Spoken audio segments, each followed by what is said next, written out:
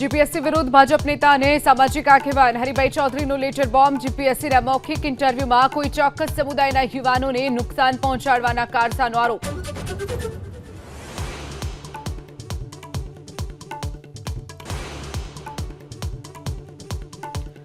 અમદાવાદની અસારવા સિવિલની કેન્સર હોસ્પિટલમાં બદલીઓને લઈ તબીબો અને નર્સિંગ સ્ટાફમાં ઉગ્ર રોષ। ડાયરેક્ટર શશાંક પંડ્યાના રાજીનામાની માંગ તો નર્સ ચોલાબેનની હત્યાના આરોપીની ધરપકડ।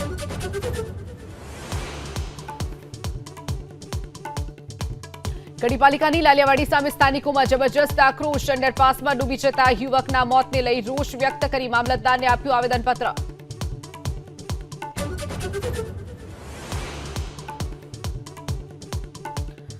જમ્મુ કાશ્મીરના શોપિયામાં મોટું ષડયંત્ર નિષ્ફળ। 18 આતંકીઓ પાસેથી મળ્યો હથિયારોનો ખજાનો। હેન્ડ ગ્રેનેડ, બંદૂક અને ગોળીઓનો જથ્થો સુરક્ષા દળોએ કર્યો જપ્ત।